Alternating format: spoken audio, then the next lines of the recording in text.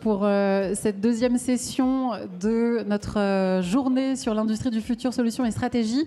On a parlé de développement durable ce matin, on a parlé des enjeux de la RSE, de comment accompagner à la décarbonation, le réemploi de l'acier. Maintenant, on rétrécit un petit peu et on va vers une thématique dont on a parlé en fil rouge de manière consciente ou non ce matin. Ce sont les enjeux de la compétitivité. Et pour en parler avec nous, un beau panel d'institutionnels et d'experts, de professionnels sur le terrain. Marc, nous avons, vous avez forcément dans la région, vous avez l'ambition, l'envie d'accompagner le territoire et les acteurs de la filière.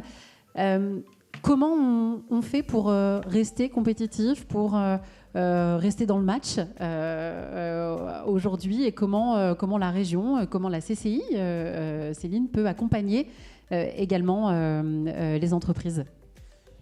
Alors, merci de m'avoir invité. Donc, moi, je représente effectivement la direction de la performance industrielle ainsi que la direction donc, des filières du conseil régional.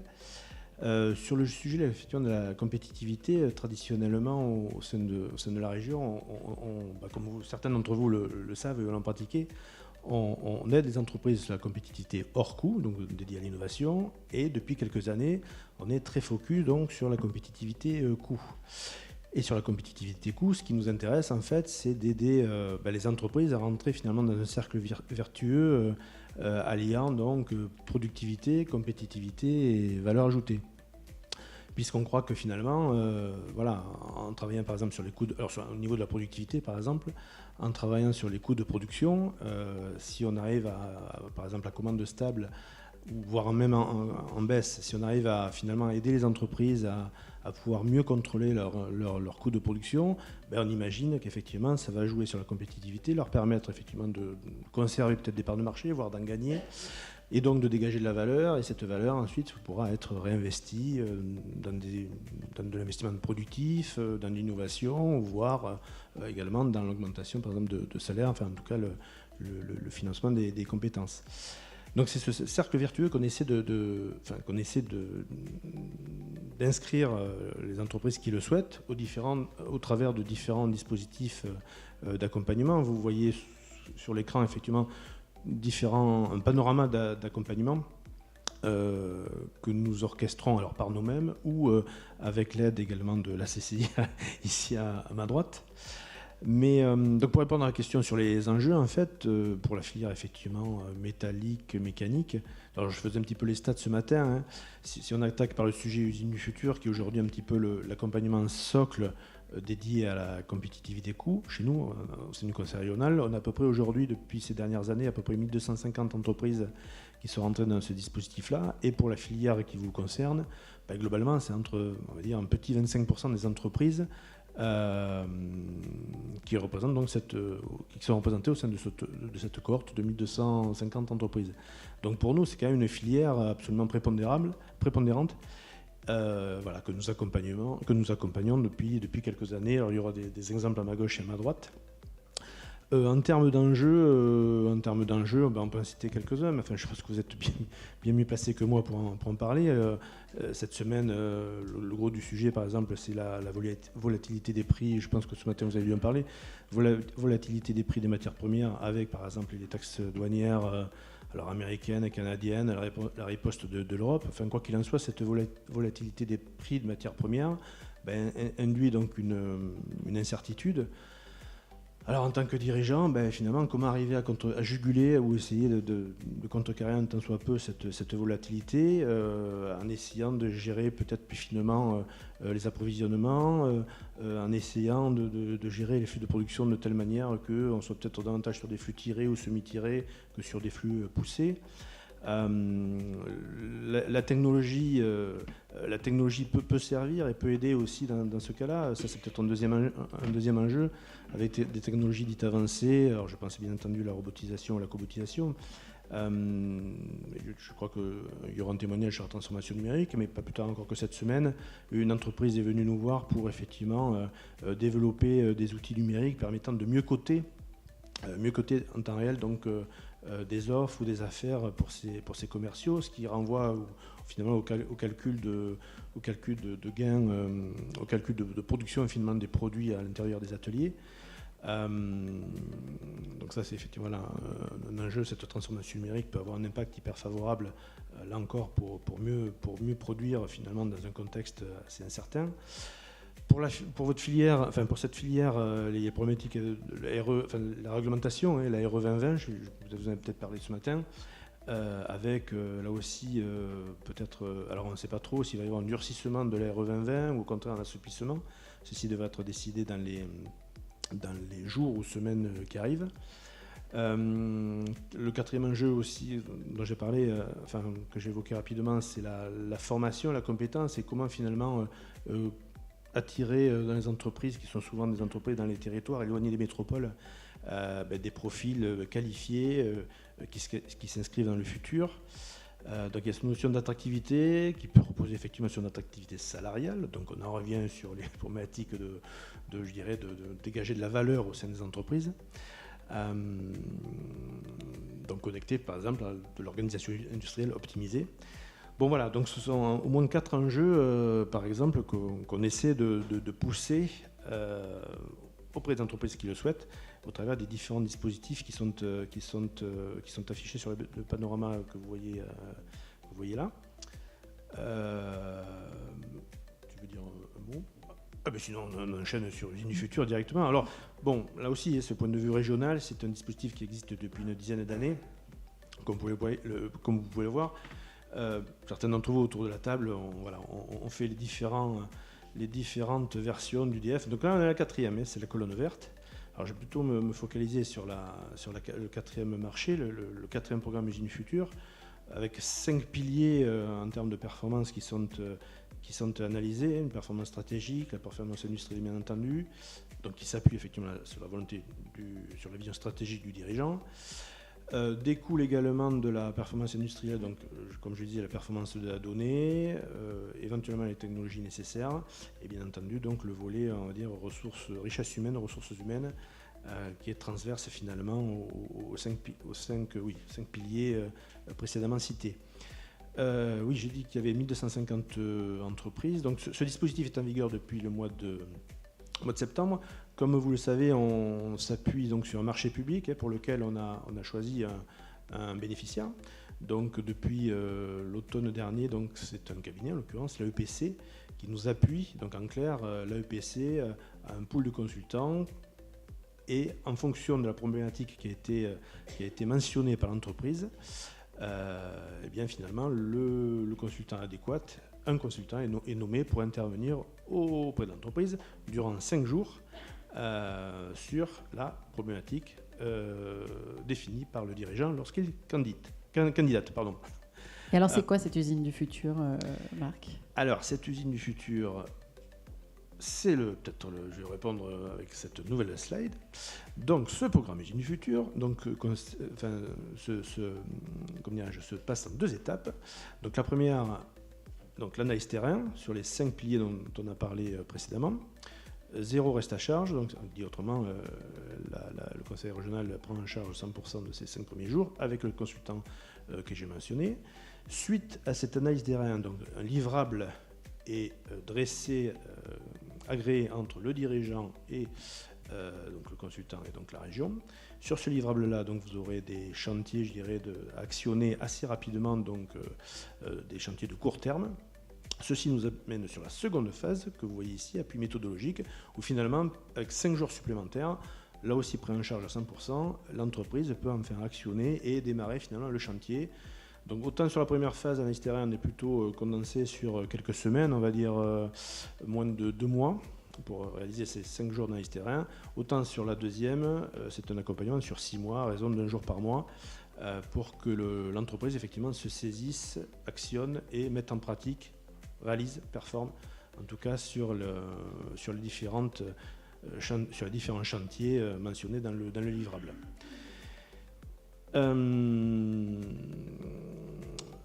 Alors je vais m'arrêter là parce que ça va enchaîner. On va enchaîner ensuite sur les parcours et pour cela je passe la parole à Céline. Oui, parce que la Nouvelle-Aquitaine et la CCI Nouvelle-Aquitaine, vous travaillez main dans la main, c'est ça.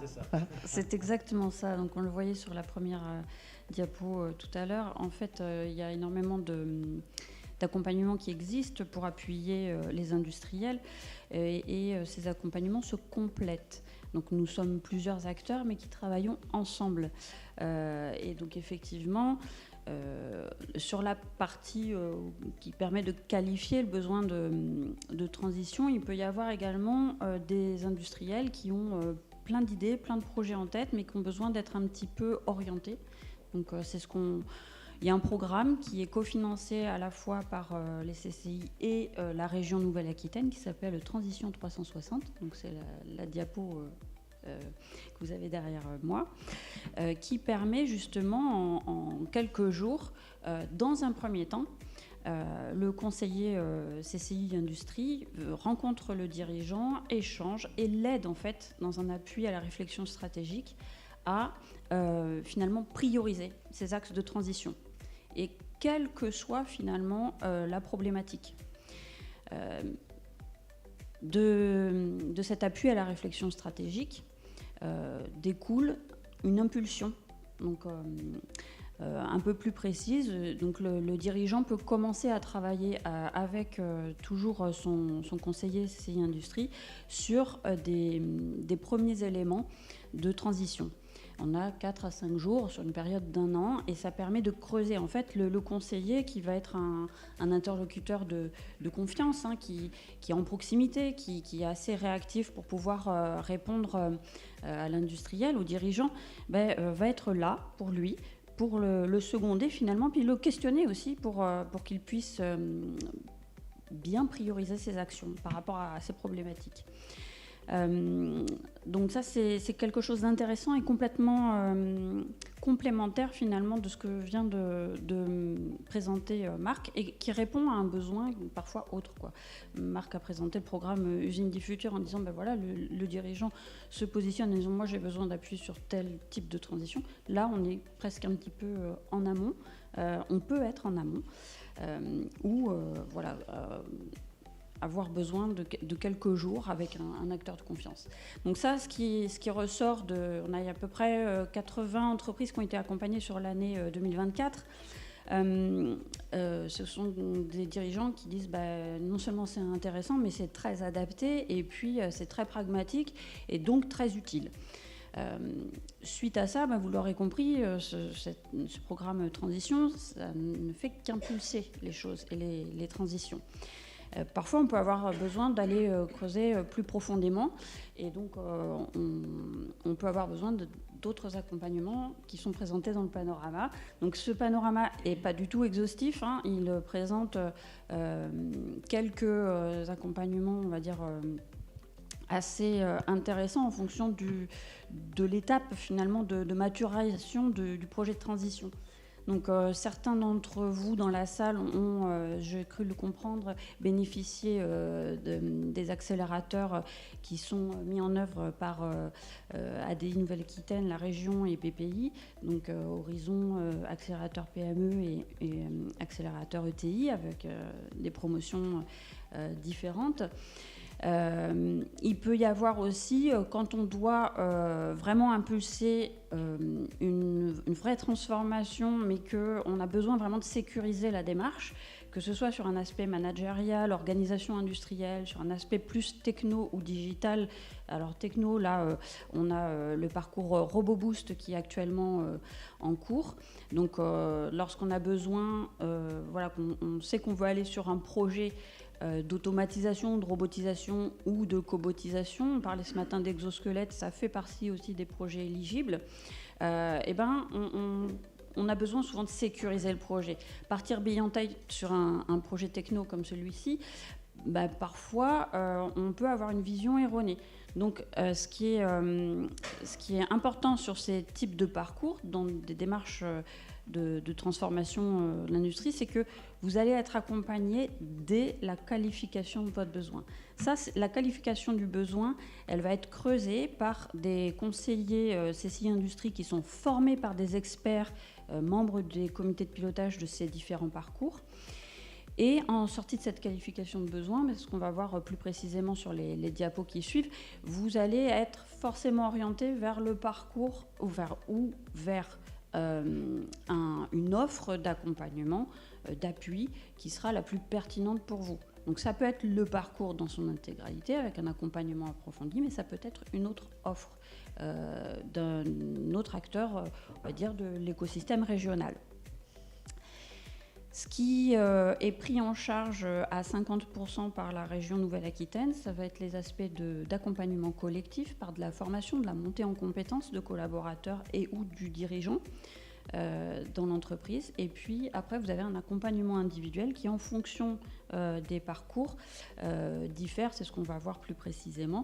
Donc on référence des consultants sur leur expertise technique et sur leur compétences et leur expérience à accompagner des PME, puisque la plupart des bénéficiaires de ces parcours-là sont quand même des PME de la région. Et la grande force aussi, c'est qu'en fait, même si dans ces collectifs de dirigeants, ils viennent de secteurs différents, et c'est ce qui fait la force finalement du réseau, parce qu'ils se rendent compte qu'ils ont les mêmes problématiques, et donc ils échangent et ils continuent d'échanger par la suite. Donc ça, c'est une force aussi. Alors sans trop nous en dire, mais quand même pour donner envie à notre audience d'aller taper à la porte de la CCI, quels sont en détail les différents parcours? Là, il y a le POIM, c'est ça? Oui, alors POIM, c'est Parcours Organisation Industrielle et Management, ou comment accompagner une entreprise sur le chemin, on va dire, de l'amélioration continue et de l'excellence opérationnelle ou du lean management. RoboBoost, ça permet de dérisquer des projets d'automatisation ou de robotisation d'un procédé industriel. Et SI-Boost, ça permet de sécuriser un projet de mise en place d'un ERP ou d'optimisation d'un système d'information, que ce soit sur de la logistique de production, que ce soit sur de la qualité, de la traçabilité ou du pilotage industriel. Merci beaucoup, Céline. Franck et Christian, vous êtes tous les deux sur le terrain, on peut le dire, au sein de vos entreprises. Vous avez... allez, je vais commencer par vous, Franck, c'est vous qui avez le micro. Déjà, question très facile, est-ce que vous pouvez présenter votre entreprise et puis comment la région et comment la CCI Nouvelle-Aquitaine ont pu vous accompagner dans cette course à la compétitivité, si on peut le dire comme ça? Donc aujourd'hui, du Développement, on est spécialisé dans la conception et fabrication de matériel agricole spécialisé pour l'élevage. Voilà, donc alimentation et paillage des animaux. Voilà. Donc on a eu un parcours, on a commencé par le parcours Usine du Futur en fait en 2021. Qui a été fait par Christian Dussot, le fondateur de l'entreprise. Ensuite, il y a eu un pépin de santé juste à la fin du diagnostic. Donc, il a vendu son entreprise. Donc, on est 4 cadres avec quelques salariés à avoir repris l'entreprise. Voilà. Donc, suite à ce diagnostic, on a pris le diagnostic. Et il y avait quelques petits soucis à régler, dont le RP et la production. Voilà. C'est pas des petits soucis. Ouais.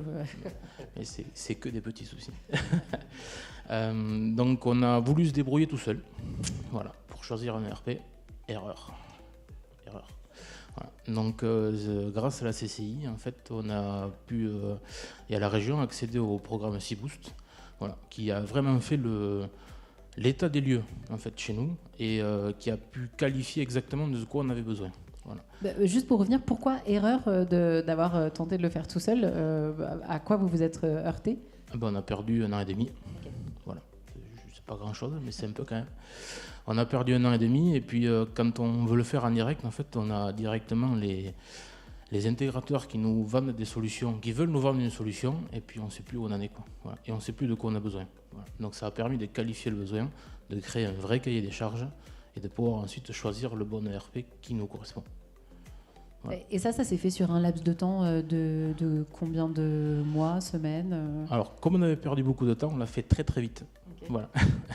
Donc, il y a eu tout le monde s'est mobilisé justement sur ce programme qui a duré. On a démarré au mois de septembre et au mois d'avril, c'était réglé. Okay. Donc en à peine 6 mois, c'était fait. Ouais. Quels sont les retours que vous pouvez déjà avoir? Quel est le bilan de cette opération? Donc sur le bilan, aujourd'hui on est en train de mettre en place le RP. Voilà. Donc on a exactement l'outil qu'il va nous falloir demain. Voilà. On qualifie exactement l'outil.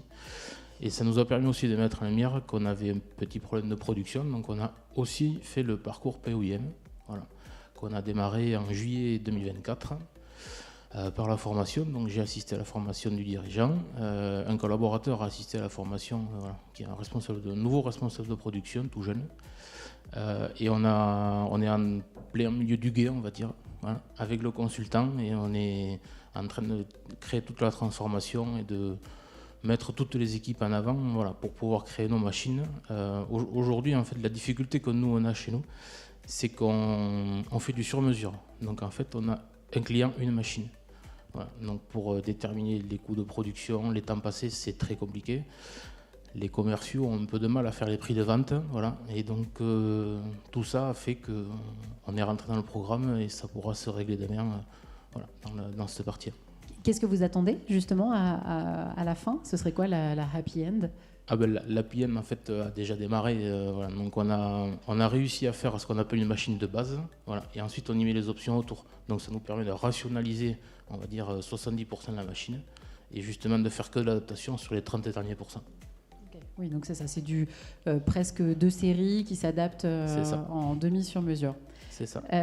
Christian, vous n'avez pas fait un Diag, mais 2 Diag Usine du Futur. Est-ce que vous pouvez nous expliquer pourquoi? Quel est le parcours de votre entreprise Arla Group? Oui, donc Christian Arla.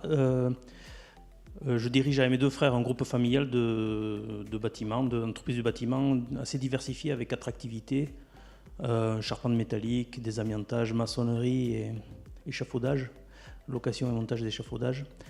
On est basé à Maulion. À Maulion, on a deux autres sites sur Bayonne et à la Luc. Voilà. Donc on a la chance de vivre dans une région qui met à disposition ou qui a une vraie sensibilité économique et qui aide les entreprises et qui met plein de dispositifs à disposition des entreprises de toutes.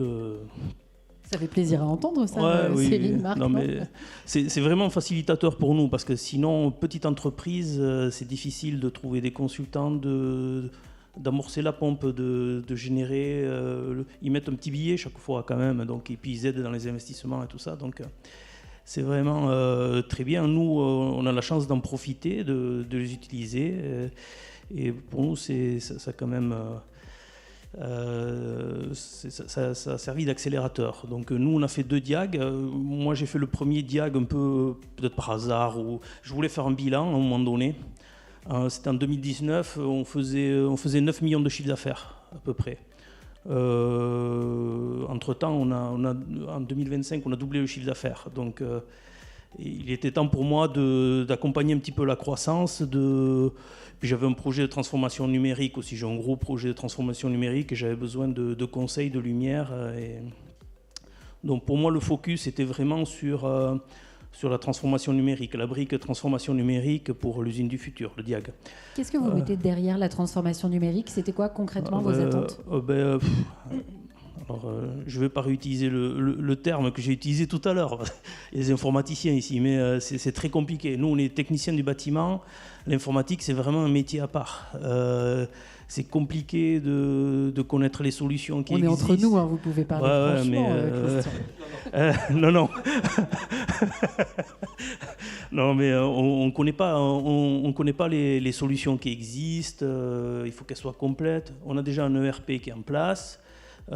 Qui fait bien le job. Bon, voilà, il pourrait faire mieux, mais bon, on va s'en contenter parce que c'est quand même compliqué. On n'a pas les moyens non plus d'avoir des grosses solutions extrêmement coûteuses, mais nous, on a beaucoup de data, on a besoin d'exploiter de la data. On a aujourd'hui, la force commerciale, c'est 16 commerciaux chez Arla. Tout à l'heure, je n'ai pas dit, mais il y a 120 salariés dans l'entreprise, dans le groupe. Donc on avait besoin d'exploiter de la data, on a une flotte, enfin pas une flotte, mais une force commerciale de 16 commerciaux, on a besoin d'avoir un CRM Et après, derrière, on a besoin d'avoir de la GED. Et voilà. Donc, c'est des gros sujets. C'est un billet de 300 ou 400 000 balles, quoi. Donc, et c'est compliqué de mettre en place des solutions. Et de savoir quelle solution voilà. aller chercher. Oui. On a changé de logiciel de paie. J'ai failli perdre ma RH. Alors qu'on avait pris une solution qui était normalement facile. Mais rien n'est facile dans l'informatique. Donc il fallait vraiment que je me structure et que j'ai un œil extérieur, quoi. Donc l'audit, le DIAG, il m'a permis de faire un état des lieux. C'est un audit vraiment 360 avec un bilan complet, quoi. Par rapport à celui de 2019, il est vachement plus complet. Donc bon, il y a toute la brique numérique, elle a été, pour moi c'était 2 jours, on a vraiment fait un focus. Il n'empêche qu'aujourd'hui on est dans le thème, mais le durable, moi j'étais pas très concerné, on va dire. Je voyais ça de très loin, mais là aussi on est tombé sur un consultant, je ne sais pas si on peut appeler un consultant, mais qui m'a un peu ouvert l'esprit, beaucoup même. C'est sans me donner de leçons ni rien, il m'a ouvert. Donc, nous, qu'est-ce que ça a enclenché derrière? On s'est lancé dans l'ISO 14001, quoi. Okay. Et on a commencé la démarche RSE, quoi. Donc ça, c'est juste commencer. Alors que de base, vous ne pensiez pas y aller Non. Pas du tout. Non. Okay. Non. Donc ça amène aussi ça, finalement. Oui, ça amène vraiment une ouverture d'esprit, quoi. Donc après, qu'est-ce que j'ai...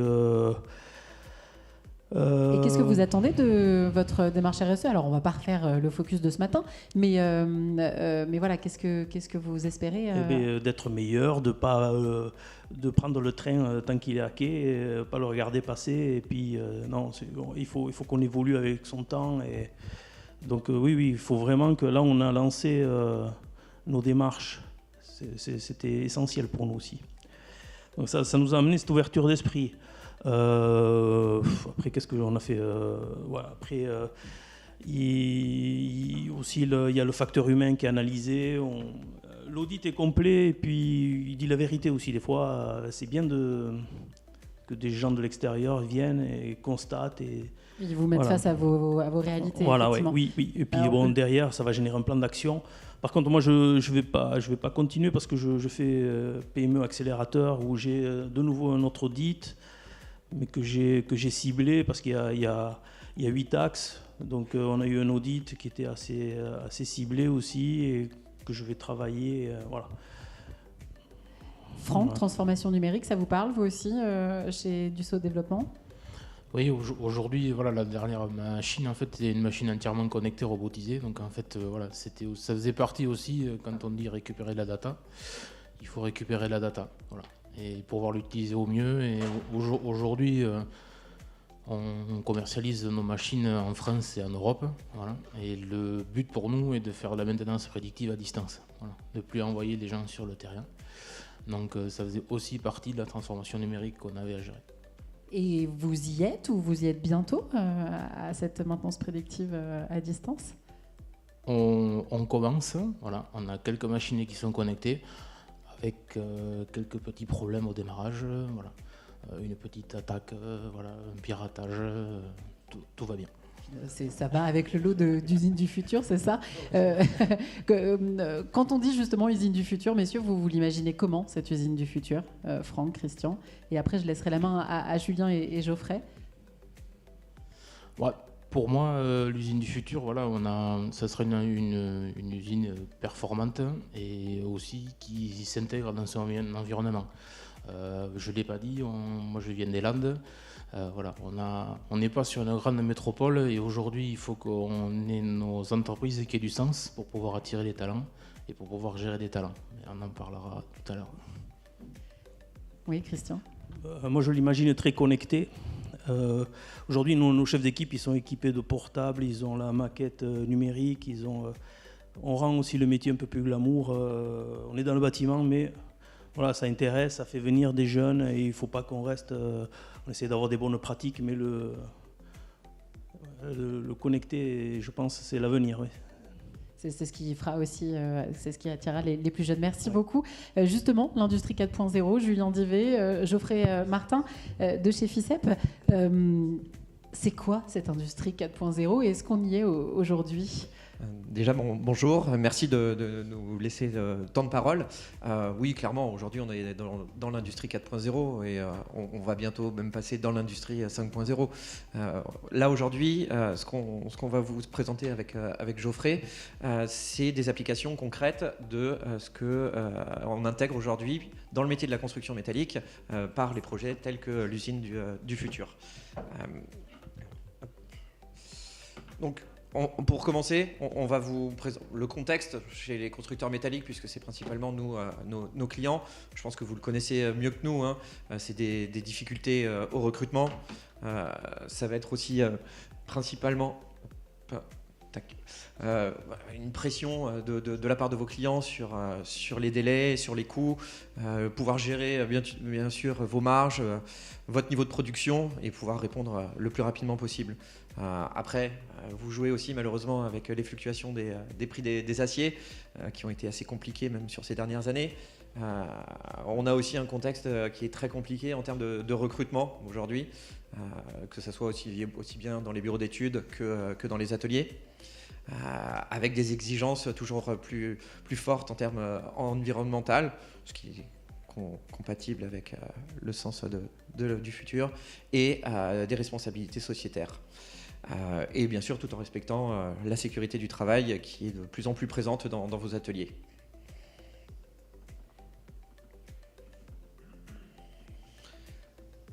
Alors, aujourd'hui, on va parler déjà des technologies existantes, toujours adaptées à la charpente métallique.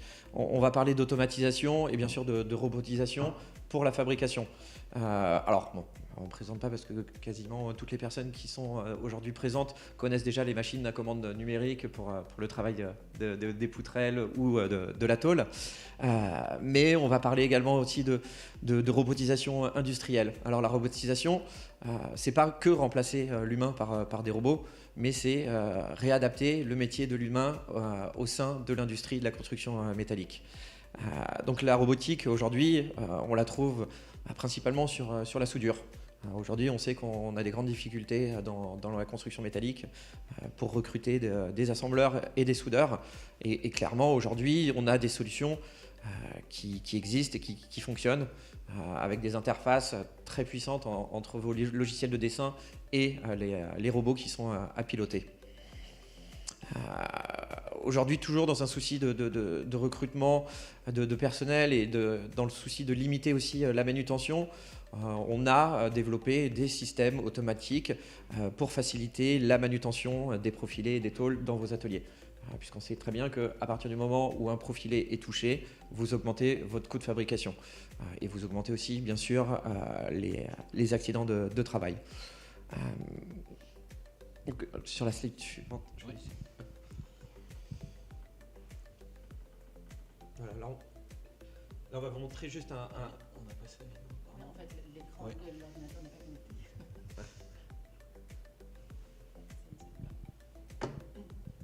Je pense que c'était une vidéo. C'est une vidéo d'un atelier. Alors, je peux pas la non, lire mais sur ça n'est pas le même ordinateur, en fait. Attendez, je vais voir si ça marche ici. C'est les aléas du direct. Voilà, hop, tac. On va le faire là.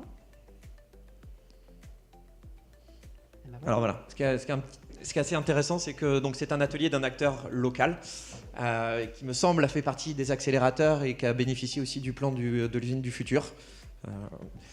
Donc voilà, c'est aujourd'hui concrètement un exemple d'un atelier de fabrication dans le sud-ouest avec une automatisation de l'entrée du traitement de surface du profilé jusqu'à la partie assemblage et dispatch sur les postes d'assemblage.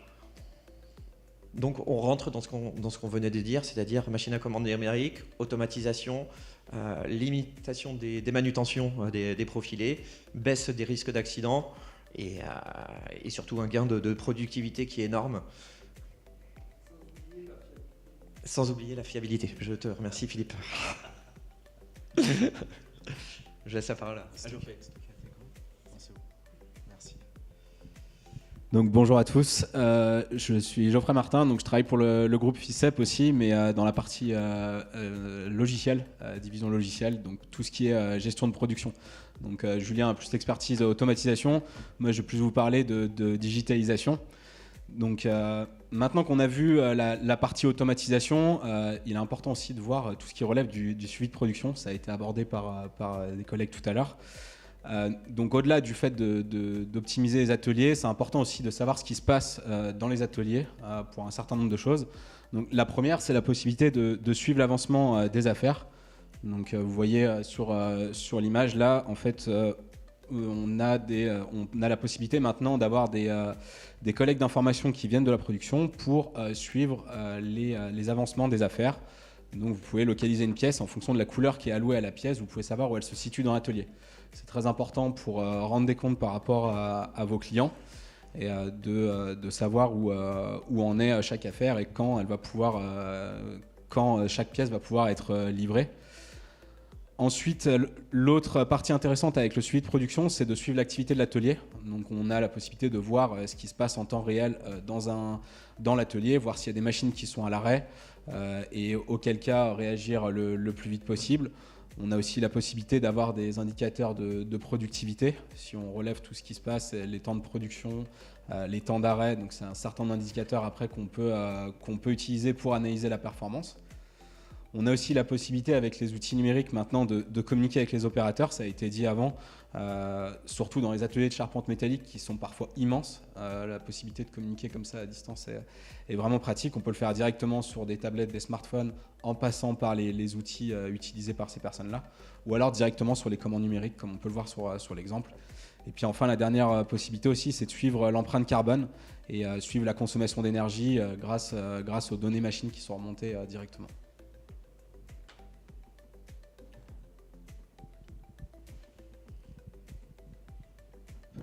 Alors, aujourd'hui, il y a un grand sujet qui va être l'intelligence artificielle et la réalité augmentée. La réalité augmentée, je laisserai Geoffrey vous le présenter ensuite. En ce qui concerne l'intelligence artificielle, aujourd'hui, dans la construction métallique, c'est déjà présent. On s'est déjà utilisé. On travaille sur le développement des outils, principalement pour de la maintenance prédictive, c'est-à-dire pouvoir exporter toutes les données de vos machines, exploiter les remontées machines pour pouvoir les faire analyser par une intelligence artificielle et pour pouvoir vous sortir des programmes de maintenance prédictifs basés sur l'expérience et les retours de vos machines. Ça permet aussi de pouvoir d'avoir des outils qui vous aident sur la planification intelligente, vous aider aussi dans la gestion et l'optimisation des flux dans vos ateliers et pouvoir surtout les corriger en temps réel. Aujourd'hui, on a tel que le machine learning, le guidage des techniciens aussi sur la CN, puisque ce sont des applications qui vont aussi pouvoir nous aider en termes de télémaintenance. C'est vraiment les points sur lesquels aujourd'hui on travaille. Donc toujours dans les technologies émergentes, merci. Donc je voulais vous présenter aussi une solution très concrète de réalité augmentée. On entend souvent le terme, on ne sait pas vraiment toujours à quoi ça correspond. Donc on a des confrères canadiens qui ont Je fais assistant vidéo, ne me regardez pas. C'est la slide d'après. Donc le but de la réalité augmentée, en exemple très concret pour la charpente métallique, c'est d'avoir la possibilité d'importer des modèles qui ont été dessinés et de superposer les modèles digitaux directement sur les modèles réels. Donc le but, c'est d'utiliser ce genre de solution pour du contrôle qualité. Et là, on va pouvoir soit avec une tablette, soit avec des masques de réalité augmentée, superposer directement les modèles. Et le but ici, c'est d'identifier les erreurs directement dans l'atelier, voire avant les postes de soudure, et de faciliter le contrôle qualité, d'identifier les erreurs. Donc voilà un exemple très concret. Ça, c'est une solution qui existe déjà. C'est pas un projet. Ça fait combien de temps que ça existe ? Je dirais bien 5-6 ans, ouais. que cette entreprise existe. Et à quel point c'est une réalité sur le terrain, un outil comme celui-ci? Ou est-ce que ça fait encore rêver? Est-ce qu'on est encore... Non, justement, je précisais que ça existe vraiment. Donc, on dirait que c'est à l'étape de concept, mais ça existe vraiment. Donc voilà, c'est très, très utile puisque des erreurs dans notre métier peuvent coûter très cher. Quand vous envoyez des bâtiments à l'autre bout de la France et que vous vous rendez compte sur le chantier qu'il y a des erreurs, ça peut coûter beaucoup d'argent.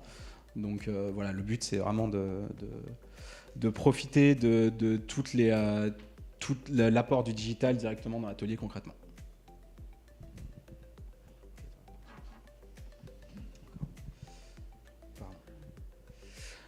Donc maintenant, on va parler un peu de digitalisation. Donc dans les ateliers, de plus en plus, comme il a été dit précédemment, c'est très utile d'implémenter des logiciels de gestion de production pour piloter la production depuis une seule interface centralisée. Le but, c'est de réduire l'utilisation de papier et de tout gérer depuis une seule interface.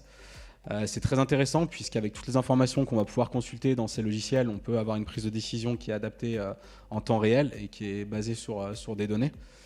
Et aussi, vraiment, ce qui est très intéressant, c'est les gains de productivité qui peuvent être apportés. Donc, même si vous disiez tout à l'heure, effectivement, qu'implémenter des solutions numériques, ça peut être assez compliqué au départ. Je pense que l'apport est vraiment indéniable. Et l'autre exemple qui peut être intéressant par rapport à notre métier, c'est la possibilité d'utiliser des algorithmes de mise en barre et de mise en tôle qui permettent d'optimiser la matière. On voit sur les images là, le but c'est d'imbriquer en fait toutes les pièces qu'on a à produire dans les stocks qu'on peut acheter de nos fournisseurs. Et là, le but est vraiment de minimiser l'utilisation d'acier au maximum. Donc déjà pour des raisons de coût, mais aussi pour des raisons évidentes pour l'environnement.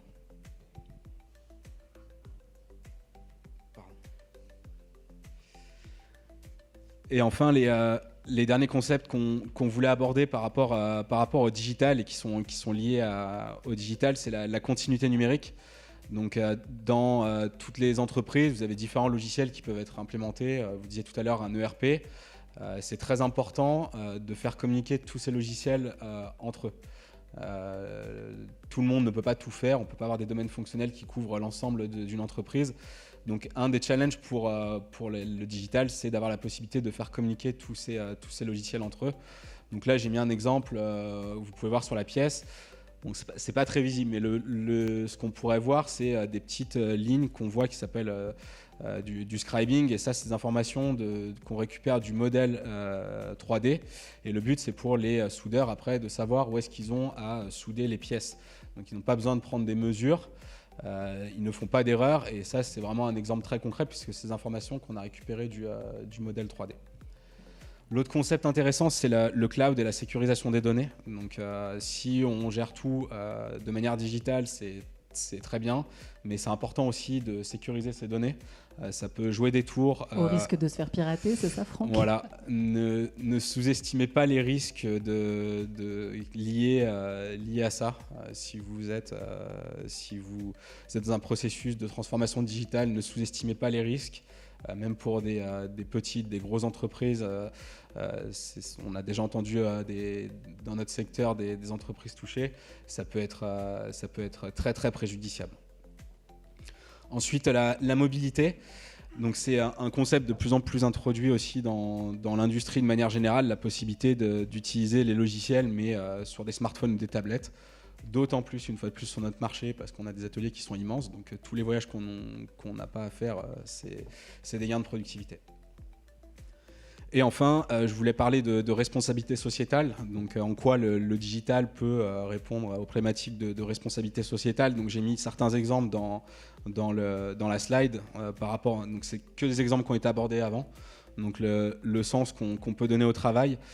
Grâce au digital, on peut avoir un plus grand partage d'informations. J'ai mis un exemple ici d'un écran qui est partagé dans l'atelier, sur lequel les gens qui travaillent dans l'atelier peuvent voir sur quoi ils travaillent.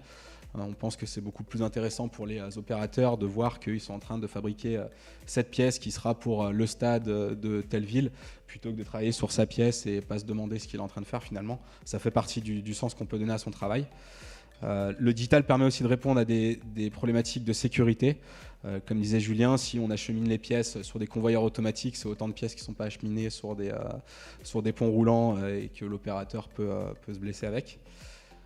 Et puis, comme vous disiez aussi tout à l'heure, par rapport à l'attrait pour le métier, le digital, c'est une véritable opportunité aussi d'attirer des jeunes sur notre métier qui est très artisanal et qui n'est pas forcément le plus glamour d'un point de vue extérieur pour les jeunes générations. Si on leur donne les outils qu'ils ont l'habitude d'utiliser, c'est une manière aussi de rendre le métier plus accessible et plus attrayant. Merci beaucoup. Ah, voilà, conclusion, Julien. Ouais, une dernière conclusion. Alors, c'est pas évident en 10 minutes de vous présenter tout ce qu'on peut apporter aujourd'hui dans le métier de la construction métallique en termes d'automatisation et de digitalisation. Mais bon, pour apporter une rapide conclusion, l'industrie 4.0 aujourd'hui, qu'est-ce que c'est ? C'est un outil qui vous permet de gagner en rapidité, en agilité et en performance dans vos ateliers. Ensuite, on a besoin d'un nécessaire changement aujourd'hui. C'est vrai, on en parle souvent, c'est ces problématiques de recrutement et donc de rendre un peu plus sexy ce métier de la construction métallique qui sans lui, ça serait un gros problème puisque aujourd'hui on voit que énormément d'édifices sont réalisés en acier et que l'acier a encore une très belle place à l'avenir. On est dans une transformation des métiers. Comme disait Geoffrey, on était dans un métier artisanal et on est en train d'aller vers l'industrie, concrètement. Et pour terminer, alors aujourd'hui, on parle beaucoup de l'intelligence artificielle. Certains vont dire les dangers de l'intelligence artificielle. Nous, on estime que c'est pas un danger si c'est bien utilisé, qu'il faut plutôt s'appuyer sur l'IA comme un collaborateur qui est très intelligent, voilà, et qui peut nous accompagner s'il est bien utilisé. Voilà, merci beaucoup. Merci beaucoup. Alors, est-ce que l'IA, c'est ça qui va nous rendre plus compétitifs ? Réponse peut-être à la prochaine journée Industrie du futur. Franck, Christian, quand vous voyez des images comme ça, est-ce que ça vous fait rêver ? Est-ce que c'est une réalité aujourd'hui, cette Industrie 4.0 ? Oui, moi je connais un petit peu. Juste, j'ai découvert qu'ils avaient une solution pour faire du contrôle qualité. Mais sinon, non, je connais. Après, ce que ça me fait rêver, moi je suis toujours très inquiet de l'avenir. Donc, c'est des investissements très lourds parce que je dois en faire un moi aussi. Donc, c'est quand même. Voilà, bon, mais on espère qu'il y aura du boulot pour tout le monde. Et puis, je sais pas. Voilà. Mais on est obligé de passer par là. C'est un passage obligé. Franck ? Oui, aujourd'hui, évidemment que ça fait envie, mais aujourd'hui, voilà, on ne devait pas parler de contexte économique, mais c'est vrai que c'est quand même un peu compliqué en ce moment. Et se projeter pour amortir des outils comme on vient d'avoir, c'est un peu plus compliqué. Vous devancez ma question, hein, ça coûte combien de devenir compétitif et de faire passer son activité en industrie 4.0 ? Pour moi, ça coûte la vie de l'entreprise, c'est-à-dire c'est pouvoir être compétitif demain. Quand effectivement cette année, on est sur une année qui est un peu plus compliquée, peut-être que certains vont faire le dos rond, mais on sait très bien que ça va repartir. Il y a de belles perspectives d'avenir. Donc aujourd'hui, c'est pouvoir garder son entreprise et être compétitif demain. Merci beaucoup. Est-ce qu'il y a des questions dans la salle ? Moi, forcément. Oui, monsieur, allez-y. Bonjour. Une question un petit peu technique pour changer peut-être sur notamment la maintenance prédictive et la gestion des flux dont vous avez parlé tout à l'heure avec les IA. Est-ce que vous pouvez, sans lever de secrets trop complexes, me dire et nous dire quelles sont les technos qui sont utilisés derrière ? Est-ce que c'est de la computer vision ? Est-ce qu'il y a d'autres choses ? Voilà. Merci. Alors concrètement aujourd'hui, on a notre bureau recherche et développement. Nous, on est une société italienne qui développe son propre outil. On est aujourd'hui en train de le développer et de faire des essais. Vous en dire plus aujourd'hui, j'en suis pas capable. Mais ce que je peux vous dire, c'est que demain, ça sera en application. Et aujourd'hui, c'est en test. Vous vivez dans le futur, monsieur, c'est pour ça. Avant de terminer cette session, je vais vous poser la même question que j'ai posée déjà ce matin. Un mot pour définir la compétitivité, pour définir l'industrie 4.0. Chacun son tour. Geoffrey, vous êtes le premier. Allez-y, il faut vous lancer. Avec le micro, c'est encore mieux. J'allais dire l'innovation, c'est pas très original, mais... Ça marche, ça marche. Je vais dire la survie. Ok, très bien. Céline ? je dirais vision, projection. J'utilise un adjectif inévitable. Inévitable, très bien. Franck? Moi, j'en mettrais 2. Je mettrais l'homme et l'innovation. Connecté. Et ben voilà, donc c'est un humain connecté avec une machine intelligente. Merci beaucoup à tous les 6. Je vais vous inviter à regagner le public, sauf nos deux professionnels, Franck et Christian. Vous restez avec moi pour cette dernière partie de la journée.